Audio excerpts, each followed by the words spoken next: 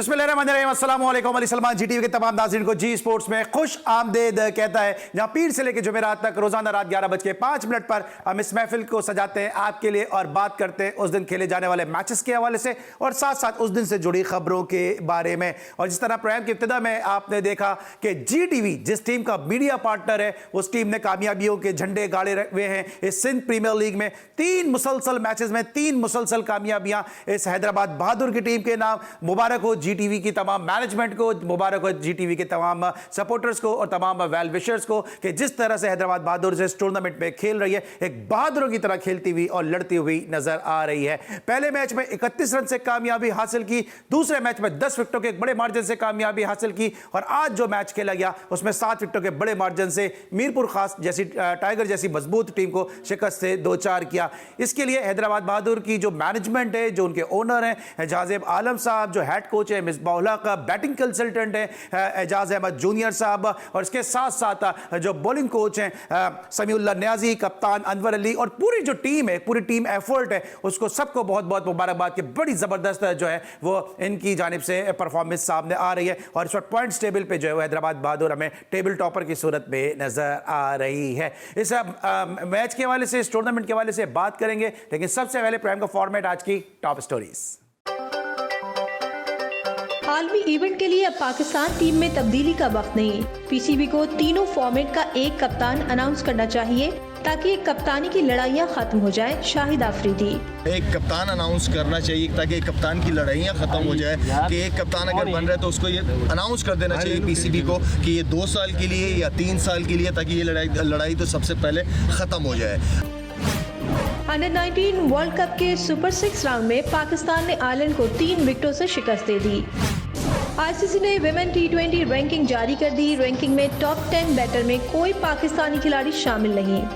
Sindh premiere league के दिलचस्प मुकाबले जारी। जीटीवी की टीम हैदराबाद बहादुर्स की सिंध प्रीमियर लीग में कामयाबियों की हैट्रिक मुकम्मल। हैदराबाद बहादुर्स ने मीरपुर खास टाइगर्स को 7 विकेटों से हरा दिया। जीत का क्रेडिट पूरी टीम को जाता है।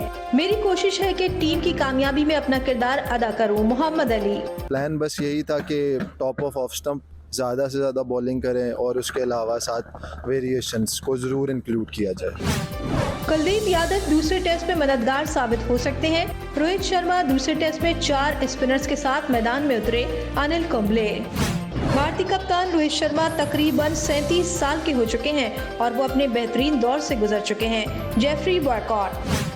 अफगानिस्तान क्रिकेट बोर्ड ने श्रीलंका के खिलाफ टेस्ट मैच के लिए स्क्वाड का ऐलान कर दिया। राशिद खान बदस्तूर टीम में शामिल नहीं है। पाकिस्तान के खिलाफ डेविस कप ग्रुप 1 टाई खेलने के लिए भारतीय टेनिस टीम की भरपूर प्रैक्टिस।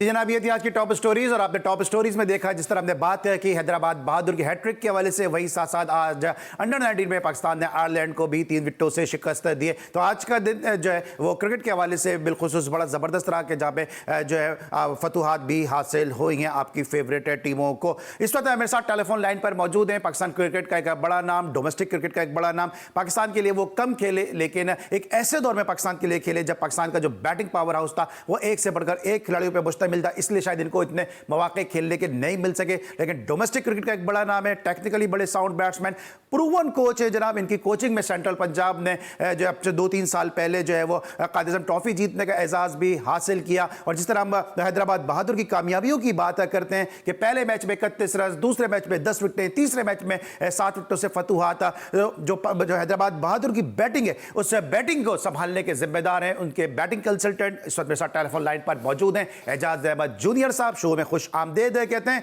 अस्सलाम वालेकुम एजाज अहमद साहब। वालेकुम सलाम। अली भाई कैसे हैं? ठीक ठाक है?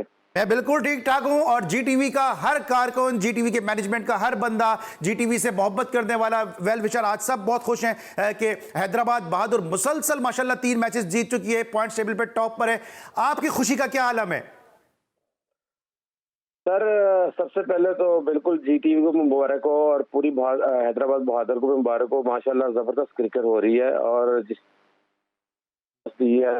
आउट क्लास कर दिया, डोमिनेट किया तीनों मैचेस में।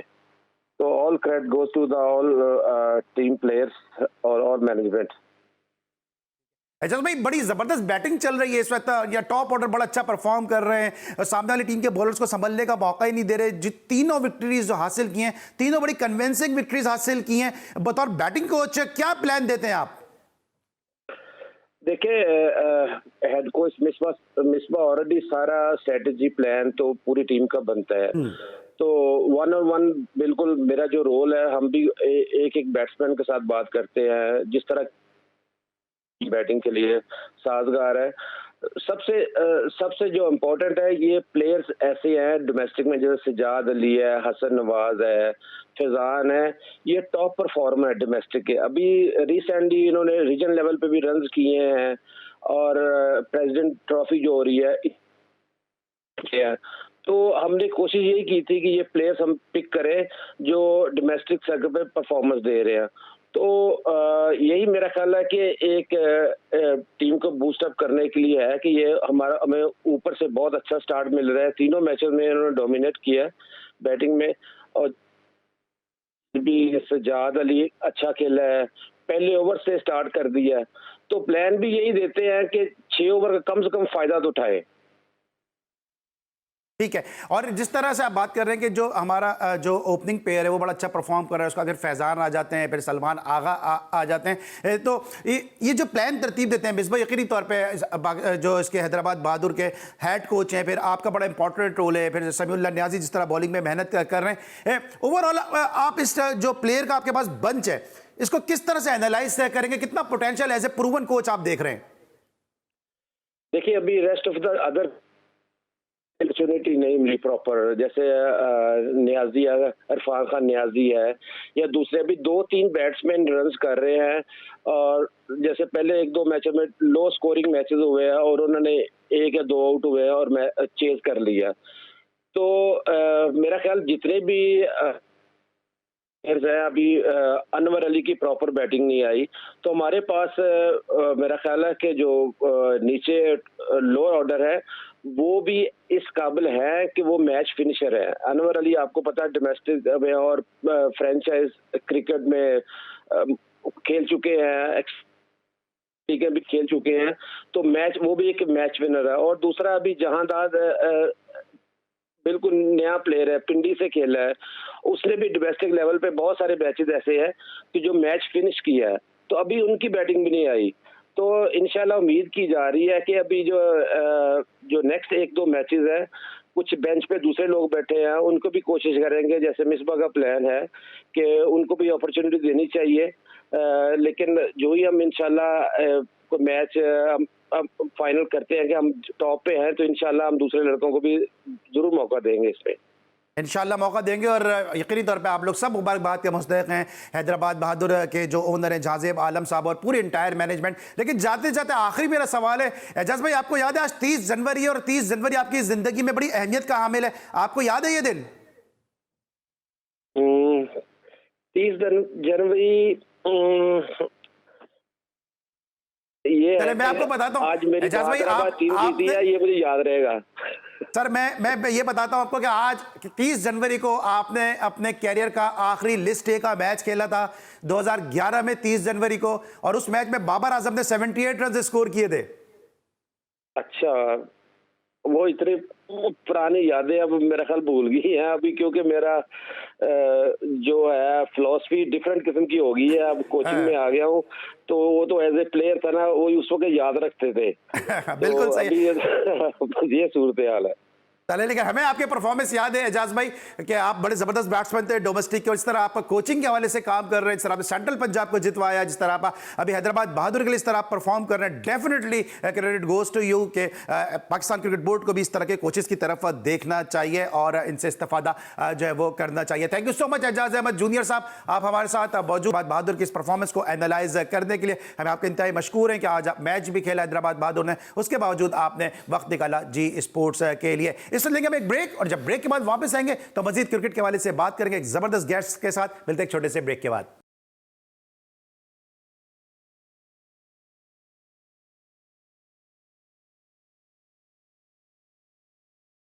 Welcome back after the break. और ब्रेक पर जाने से पहले मेरे साथ मौजूद थे फॉर्मर टेस्ट क्रिकेटर और क्वालिफाइड कोच हैदराबाद बहादुर के batting consultant Aijaz Ahmed junior साहब, और अब एक और ज़बरदस्त ओपनिंग बैट्समैन ने मुझे ज्वाइन किया जिनको आप अक्सर गाय बगाए हमारे शोज़ में देखते हैं और बोल्ड बोलते हैं, बुलंद बोलते हैं और कोशिश करते हैं कि जो है वो हक़ाइक़ के हवाले से बात कर सकें। मेरे साथ मौजूद हैं अमेरिका से टेलीफोन लाइन पर साजिद खान साहब। शो में खुश आमदीद कहेंगे। अस्सलाम वालेकुम साजिद भाई।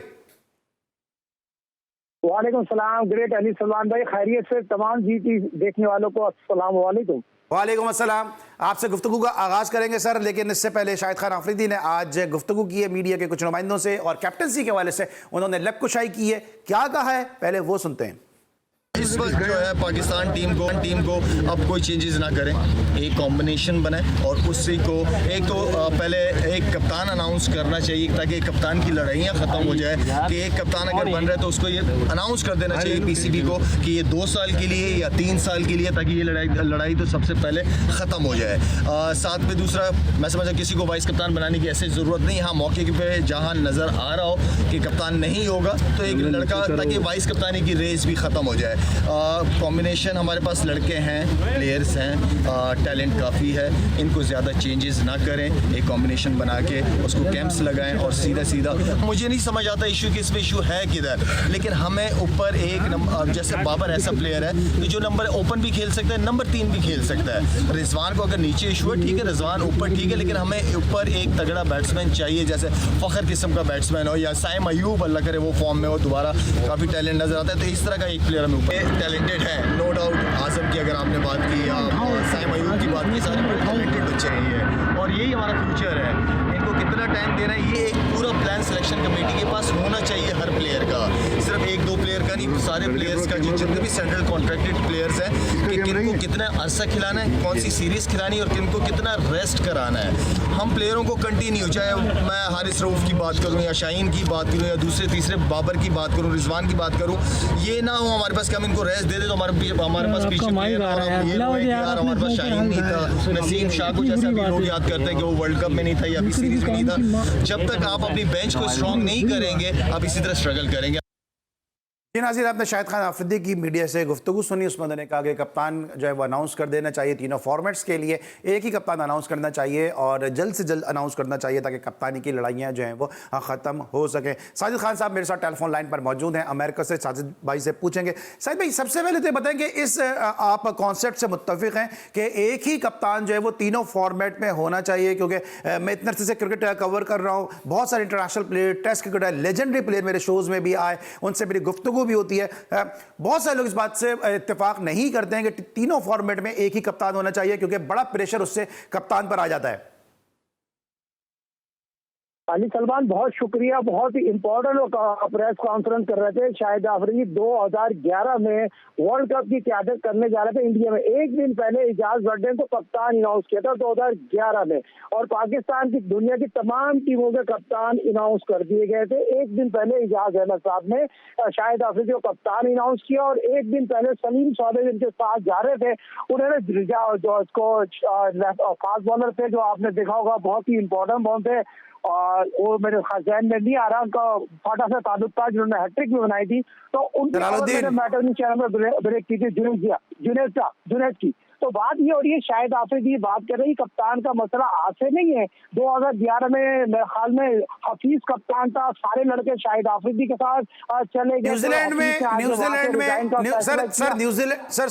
न्यूजीलैंड में पाकिस्तान की टीम सीरीज खेल रही थी तो आखिरी दिन तक नहीं पता था कि मिसबा कप्तान होंगे या शाहिद आफरीदी होंगे। फिर 2011 के वर्ल्ड कप में जिस तरह आपने भी कहा, बिल्कुल लास्ट मोमेंट पे 11th आवर पे आफरीदी को कप्तान अनाउंस किया गया। देखिए, शाहिद आफरीदी यकीनी तौर पर पाकिस्तान क्रिकेट का बहुत बड़ा नाम है। 2009 2020 वर्ल्ड कप अगर सेमीफाइनल फाइनल वो नहीं करते, मैन ऑफ द मैच जो, तो उनका कैरियर तो खत्म हो गया था। जो पाकिस्तान 2020 वर्ल्ड कप जीता है और 2020 वर्ल्ड कप आया था, शाहिद आफरीदी यकीनी तौर पर पाकिस्तान का एक बहुत बड़ा नाम है। उनकी बात का एहतराम करते हैं, मगर ये चीजें गलत है। पाकिस्तान की तारीख में ये आज की चीज नहीं है। तो शाहिद जिस तरह से बात कर रहे हैं तो सारे मौजूद में सरफराज का, शान मसूद का जिक्र नहीं किया, माद वसीम का जिक्र नहीं किया। तो ये मुझे बताइए, रिजवान, शाहिनशाह अफरीदी से और बाबर से वो बाहर ही निकले। पहले तो अली सलमान ये मुझे बताइए, सबसे पहले मैं आप इस प्रोग्राम के तवज्जो रिक्वेस्ट करूंगा, पहले शाहिनशाह अफरीदी को 2024 का वर्ल्ड कप का कप्तान बना दें। तो शाहिद अफरीदी को ड्रेसिंग शेयर करने के लिए हेड कोच बनाए ना, तो शाहिद अफरीदी जो पाकिस्तान की यकीनी तौर पर बहुत इंपॉर्टेंट बंदे हैं, बहुत ही उनकी रिस्पेक्ट है। तो मैं ये समझता हूँ इस तमाम मर्ज की दवा खत्म हो जाएगी, लड़ाइयाँ खत्म हो जाएंगी, प्लेयर पावर खत्म हो जाएंगे। मुझे ये बताइए, आखिरी 2020 न्यूजीलैंड में बाबर तो खेलना ही नहीं चाहता था,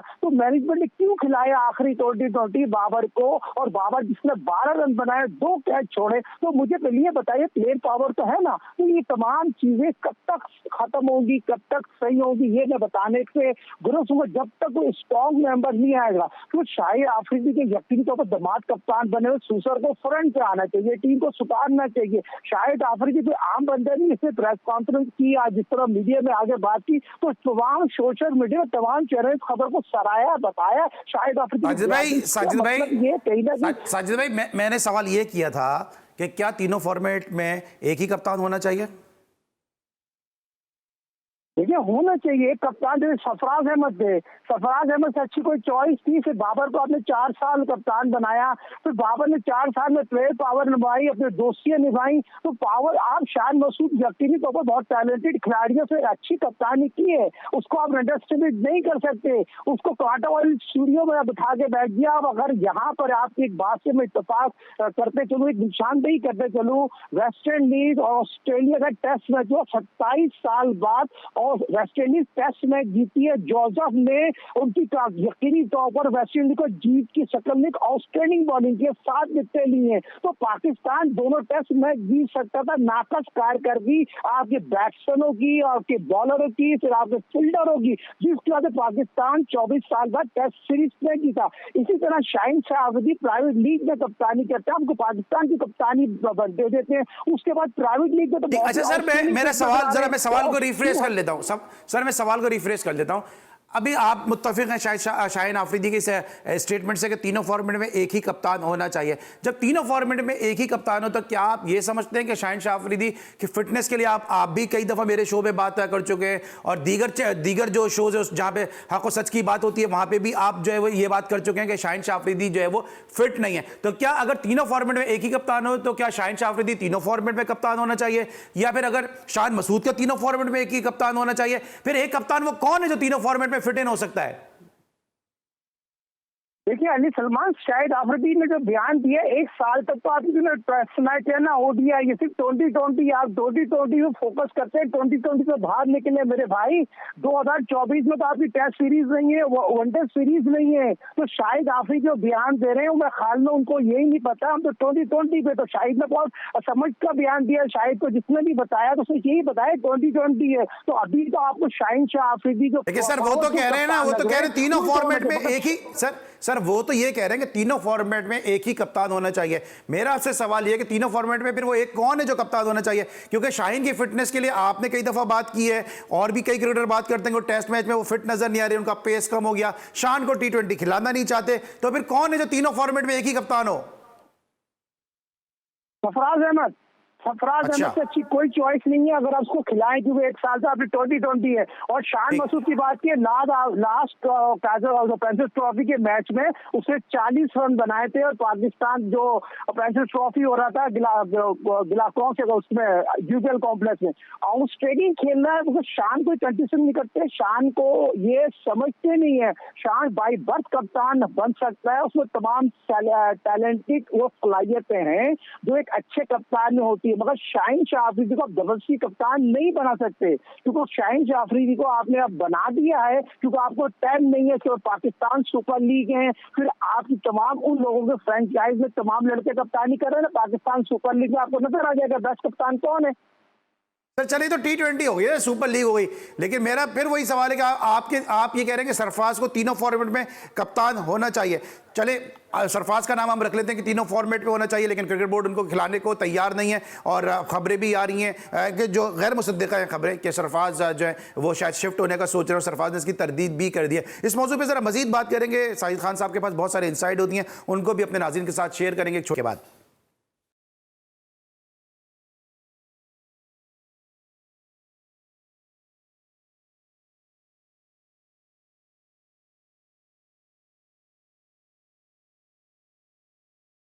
welcome back after the break. और ब्रेक पर जाने से पहले हम बात करते हैं शाहिद खान आफरीदी के स्टेटमेंट के हवाले से। लेकिन जैसा कि आपके इल्म में है कि इंडिया और इंग्लैंड की टीमों के दरमियान सीरीज़ का पहला टेस्ट मैच इंग्लैंड की बरतरी पर इख्तिताम पे पहुंचा और दूसरे टेस्ट मैच के लिए अब सरफराज खान को स्क्वाड में शामिल किया गया है, जो गुज़िश्ता कई सालों से जो रणजी ट्रॉफी है, जो भारत की डोमेस्टिक क्रिकेट है, उसमें मुसलसल परफॉर्म कर रहे हैं। कहा तो ये जाता है कि सरफराज धोखा नहीं देगा, लेकिन सरफराज चाहे पाकिस्तानी हो और सरफराज चाहे इंडियन हो, दोनों सरफराजों को धोखे मुसलसल मिल रहे हैं। साजिद भाई, क्या कहेंगे आप इस बात पे कि सरफराज चाहे पाकिस्तानी हो चाहे सरफराज इंडियन हो, मुसलसल दोनों धोखे ही खा रहे हैं अपने अपने बोर्ड से। और काफी ताखिर से जो है वो सरफराज खान को टीम में शामिल किया गया, हालांकि डोमेस्टिक में वो मुसलसल परफॉर्म कर रहे थे। अली सलमान, बहुत प्यारा मौजू और बहुत ही आला आपने जो एक बड़े होस्ट के नाते सवाल किया। सरफराज खान रणजी ट्रॉफी इंडिया की जितनी भी फर्स्ट क्लास क्रिकेट में उसने इतने रन बनाए, कोई शर्म करे वहां की सिलेक्शन कमेटी। खुला मेरिट का कत्ल किया जा रहा था। आज से नहीं 3-4 साल से कंटिन्यू से ऐसी क्रिकेट खेली है, मगर वहां पर यकीनी तौर पर खुला मेरिट का कत्ल, धोखा हो गए। बड़े बोलने का टेस्ट मैच देखने हैदराबाद में जो टेस्ट मैच खेला गया ना, तो मुंह से मैच इंग्लैंड ले गया, जहां ये कह रहे थे 450 रन बनेंगे, जहां यकीनी तौर पर ये थाली के बैगे ने जो आपने देखा होगा, इरफान पठान साहब, जो यकीनी तौर पर इरफान पठान साहब संडे कैसे गुजरा, पहले मुझे ये तो बताइए इरफान पठान साहब। क्रिकेट ग्राउंड में खेली जाती है, होमवर्क बहुत अच्छा किया था आपने, होम एडवांटेज बहुत अच्छा लिया, अपनी मतलब की पिच बनाई, 250 रन को आउट किया, मगर उसके बाद जीत किसकी हुई? क्रिकेट की जीत हुई। जो क्वालिटी ऑफ क्रिकेट इंग्लैंड ने खेली, उसके बाद रोहित शर्मा की बैड प्लानिंग, बैड डिसीजन की वजह से इंडिया ये टेस्ट मैच हराए। इसका मतलब सर विराट कोहली के बाहर अभी टीम नहीं है, तो तमाम चीजें यकीनी तौर पर इंडिया बैकफायर कर गया। और इंडिया की जो यकीनी तौर पर जो क्रिकेट पिच बनाता है, धोखा करता है, आईसीसी को चलाता है, शायद उनको कुछ आज शीशा दिख गया, बड़ा शीशा दिख गया। मगर एक चीज बहुत अच्छी हुई है, सरफराज खान यकीनी तौर पर इस प्रोग्राम के तबस्सुम से कर दूंगा, पहले टेस्ट मैच में अपनी सेंचुरी बनाएगा। ये बात लिख ले, ऑन रिकॉर्ड, टाइम लिख ले। अल्लाह जिसको मौका देता है, अच्छा साजिद भाई, हक और सच। साहिब भाई, बहुत कम लोगों को ये बात उनकी नॉलेज में होगी कि सरफराज खान जो है इंडिया के साबिक ओपनिंग बैट्समैन और जो रणजी ट्रॉफी के कामयाब तरीन बैट्समैन है। मुंबई के लिए बहुत उनकी फतूहात हैं, बांग्लादेश अंडर-19 के साथ मुंसलिक हैं वसीम जाफर, उनके भतीजे हैं जो टेक्निकली बड़े साउंड बैट्समैन थे। वसीम जाफर आप मुझसे बेहतर जानते हैं क्योंकि आप खुद बड़े जबरदस्त बैट्समैन थे। वसीम जाफर का एक्सपीरियंस कितना काम आएगा सरफराज खान के?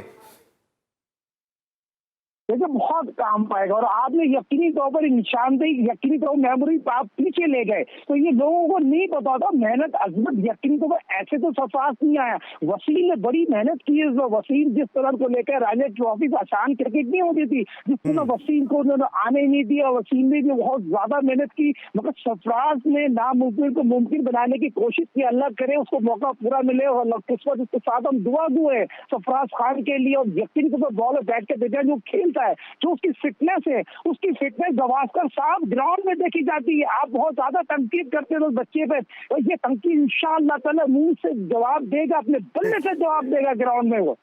ठीक है। दूसरी बात, अब आपको क्या लगता है, मुझे क्विकली बताइएगा कि जेफरी बैकॉट ने कहा कि रोहित शर्मा का जो कैरियर अब ओवर हो गया है, वो उनकी 37 साल की उनकी उम्र हो गई, उनकी क्रिकेट जितनी थी वो अब अच्छा वक्त अपना गुजार चुके हैं, क्या रिटायर हो जाना चाहिए? 100% ये बहुत ही आला क्रिकेट खेली है, अपने 150 2020 खेलने, जो 2020 उनकी फिटनेस है, 2020 2024 उनका आखिरी वर्ल्ड कप होगा यकीनी तौर पर। यहाँ पर जो लास्ट मैच में उन्होंने कप्तानी की है, चाहे तो वो अगर उनकी तरफ है इंडिया ये टेस्ट में जीत सकती थी, बचा सकती थी, मगर रोहित शर्मा के डिसीजन की वजह से इंडिया बैकफायर कर रही है। और यकीनी तौर पर रोहित शर्मा को ये डिसीजन लेना चाहिए। अगर दूसरा टेस्ट मैच भी हार गई तो हो सकता है इस टेस्ट के दरमियान ही रोहित शर्मा अपने रिटायरमेंट का फैसला ले लें। ठीक है, अब आखिरी मेरा सवाल है कि चले हमने इंडियन सरफराज की बात की, वापस जरा पाकिस्तानी सरफराज की तरफ आते हैं। आप बड़े करीब हैं सरफराज अहमद के, कितनी सदाकत है कि सरफराज अहमद जो है वो मायूस होकर जो है वो इंग्लैंड जाने का सोच रहे हैं या चले गए? देखिए अली सलमान साहब, ये कोई भी किसी भी जर्नलिस्ट जब मुंह उठा के बात कर देता है, जो भी उठा के खबर चला देता है, ऐसी कोई बात नहीं है।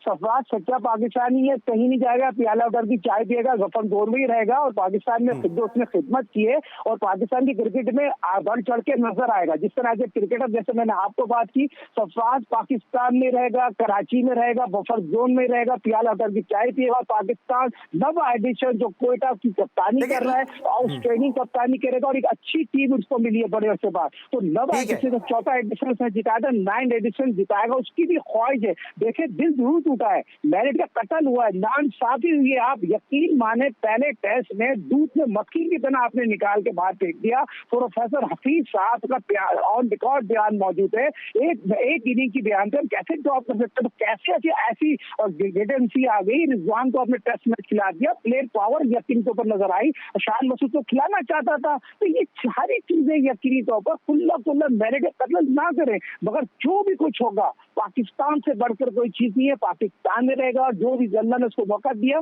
तो 2024 वर्ल्ड कप में अपनी मेरिट से और अपनी परफॉर्मेंस से आएगा और ये जितना रोक सकते हैं रोक लें। तो यकीनी तौर पर 6 तारीख को पाकिस्तान क्रिकेट बोर्ड के इलेक्शन है और मैं मोहसिन नकवी साहब से रिक्वेस्ट करूंगा, तो मेरे अपने जराए बता दें, यकीनी तौर पर 3 साल के लिए वो आ जाएंगे मोहसिन नकवी साहब, और यकीनी तौर पर वो तमाम चीजों को ग्रुप बन के खत्म करें। और वहाब रियाज उनके बहुत करीब है और वहाब रियाज ने खुद कहा सरफराज अहमद बहुत ही आउटस्टैंडिंग कप्तान है। तो वहाब रियाज साहब, आप ये चीज देखें और सरफराज के लिए सोचें, पाकिस्तान से बढ़कर कोई चीज नहीं। और आप लोग को अल्लाह ने मौका दिया है, एक राइट मैन बंदे को, ऐसे बंदे को लेके आए तो तमाम सीनियर जूनियर खिलाड़ी की रिस्पेक्ट करते हैं। आज बाबर की लोग बात कर रहे होते हैं, जितने भी लोगों की बात करते हैं, सारी क्रिकेटरों को प्रमोट करने में सरफराज का बड़ा अहम रोल है।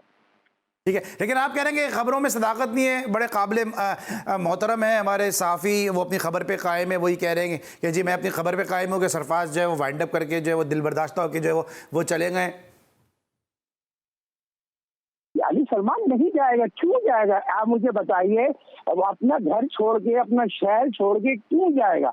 वक्ती तौर पर देखें, सरफराज ऐसा लड़का नहीं, आप भी मुझसे ज्यादा बेहतर जानते हैं। सरफराज कराची को छोड़ के और पाकिस्तान को छोड़ के कहीं नहीं जाएगा, यहीं रहेगा, यहीं क्रिकेट खेलेगा जो इंशाअल्लाह। वो कह रहे हैं ऐसी कोई ये भी तो हो सकता है ना सर, ये भी तो हो सकता है ना वो अपने उस्ताद से मुतासिर हो गए, उस्ताद अमेरिका चला गया, हम सबको छोड़ के वो इंग्लैंड चले जाए। नहीं, अभी आपको नजर आ जाएगा, ऐसी कोई बात नहीं है। देखें सरफराज, आप यकीनी तौर पर लोग उसको नेगेटिव ना लें, पॉजिटिव में। थोड़े दिन के लिए गया था, यकीनी तौर पर जिस दिन गया उसके भाई का वलीमा था, यकीनी तौर मेरी उसके दूसरे दिन बाद ही, तीसरे दिन बाद ही अकील रहमान का इंतकाल का मैंने ही उसको बताया था और उसने फौरन तौर पर वीडियो बना के भेजी। देखिए ऐसे लोग बार बार पाकिस्तान में पैदा नहीं होते। जो इज्जत पाकिस्तान ने उसको दी और ICC चैंपियंस ट्रॉफी में लाखों लोग उसके घर के बाद जो चैंपियंस ट्रॉफी जीतने के बाद जो इस्तकबाल मिला है, जो उसने पाकिस्तान के लिए 55-56 टेस्ट मैच खेले थे, 40 ODI खेले, 90 20-20 खेले, जो पाकिस्तान के लिए कारनामा अंजाम दिए। कुछ भी होगा कराची में रहेगा इंशाअल्लाह ताला। ये तमाम उन लोगों को पता चल जाएगा जो एक लॉबी के तहत खबर चला रहे हैं, जो बयानी बात गलत खबर चला रहे हैं। सरफराज के वाले साहब ने बड़े तफसील से खुल के आपने बता दिया। आखिरी मेरा सवाल है, बिल्कुल वाइंड अप करना है मुझे, कि शाहिद आफरीदी ने कहा कि साइम अय्यूब और सरफराज को मजीद चांसेस दें, आप मुत्तफिक हैं? साइम अय्यूब और दूसरा आजम खान, अब ये बिल्कुल मिलना चाहिए और उनको लड़कों को साथ कॉन्फिडेंस देना चाहिए। यही फर्क है। शाहिद जो बात कह रहा है, अगर ये सरफराज होता है, लड़कों को कॉन्फिडेंस आप देखते। सरफराज की कप्तानी में लड़के खेले, आउटस्टैंडिंग डबल सेंचुरी बनाता है और यही फर्क होता है एक अच्छे कप्तान की, लड़कों को मोटिवेट करने की। तो मौजूदा टीम का जो हाल था, जो यकीनी तौर पर प्रोफेसर बहुत ज्यादा आगे चले गए थे, मुझे समझ में नहीं आया। प्रोफेसर ने इतने तेज शॉट मार दिए, 1 महीने का कॉन्ट्रैक्ट लेके चले गए और समझे 3 साल का उनको कॉन्ट्रैक्ट मिल जाएगा। तो ये तमाम चीजें शाहिद ने जो बातें की ना, भाई पर कप्तान होना चाहिए, प्लेयर कुछ काम लेना आना चाहिए। तो ये तमाम चीजें शाहिद आफरीदी को भी पता है, मुझे भी पता है, शाहिद भी सरफराज की कप्तानी में खेले ना यार। ठीक है, thank you so much Shahid Khan साहब, आप हमारे साथ मौजूद थे और हमने कोशिश की कि कम वक्त में साजिद भाई से बहुत साथ पे और बहुत सारे मौज़ूआत पे गुफ्तगू करें और हमें उम्मीद है कि हम अपनी इस कोशिश में कामयाब भी हुए होंगे। आज के शो में हमारे साथ एजाज जूनियर मौजूद थे, साजिद खान साहब मौजूद थे। आप दोनों की आमद का बहुत बहुत शुक्रिया कि आपने जी स्पोर्ट्स को वक्त दिया। आज के लिए बस इतना, इंशाल्लाह कल एक दफ़ा फिर आपसे मुलाकात होगी। इस दुआ से उम्मीद है कि साथ के GTV की सपोर्टिव टीम हैदराबाद बहादुर मजीद कामयाबी के मनाजिल तय करे। कल भी 8 बजे पाकिस्तान के वक्त के मुताबिक हैदराबाद बहादुर का एक बड़ा इंपॉर्टेंट मैच मैच है। और साथ साथ आपको ये भी बताते चले कि जुमेरात को 1 फरवरी को जो है हैदराबाद बहादुर की जानिब से नेशनल स्टेडियम कराची में एक कॉन्सर्ट जो है वो किया जा रहा है, जिसमें अली जफर जो है वो अपने फ़न का मुजाहरा करेंगे। स्टेडियम में जनाब फ्री एंट्री, जाइए हैदराबाद बहादुर को सपोर्ट कीजिए, GTV को सपोर्ट कीजिए और क्रिकेट का जो है और इंटरटेनमेंट का सही मायनों में लुत्फ उठाइए। आज के लिए बस इतना ही। अली सलमान को पूरी प्रोडक्शन टीम के साथ इजाज़त दीजिए। अपना बहुत ख्याल रखिए। अल्लाह हाफ़िज़।